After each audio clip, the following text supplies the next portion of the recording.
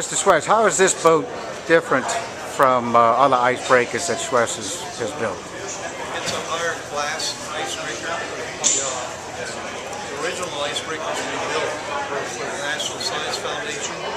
They've been in service now for about 20 years in Antarctica, and their mission was a research mission studying the science in Antarctica and multinational missions.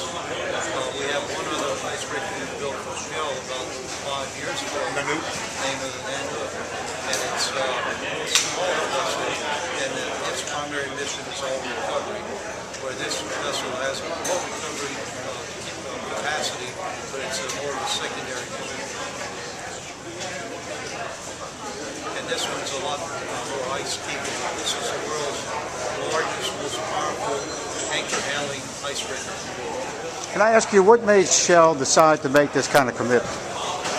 Well, it's pretty important to have vessels with this capability in the Arctic, and the need for an anchor handler to actually get our vessels into place and tow our vessels in place, the need to work in ice, and to have all that U.S. flag Jones Act compliance was a big part of our reason to look at contracting for this vessel. The operation itself, we intend to kick off around the 1st of July, which means we'll mobilize earlier.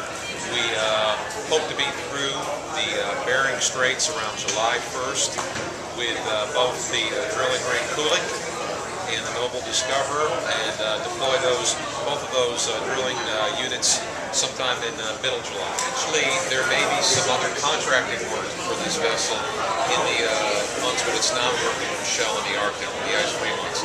So that's why, as Gary was saying, it's set up to work with up to 10,000 feet of water now. Gary and Chouest have designed this vessel for a huge amount of autonomy.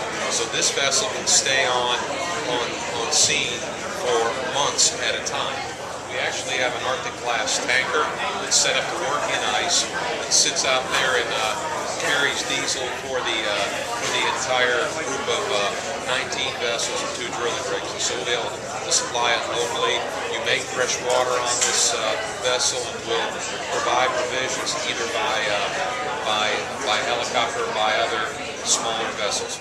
Especially with the slowdown in the industry as a result of Macondo, this was huge in that it provided steady employment for over 1,000 people locally for the last 2 years. And not only the workers that were directly procured, but the hundreds of vendors and suppliers who supplied the materials, the paints, the wiring, and all the components that makes up a ship like this. And the impact has not only been in South Louisiana, components of this were built in Mississippi and Orange, Louisiana for assembly. There's about 48 states that's been impacted with suppliers, machinery, engines, components, electronics that went into this. What are the benefits to the state of Alaska? Again, I'm really glad that Gary mentioned what he did in his opening. I think there's some huge benefits to the state of Alaska.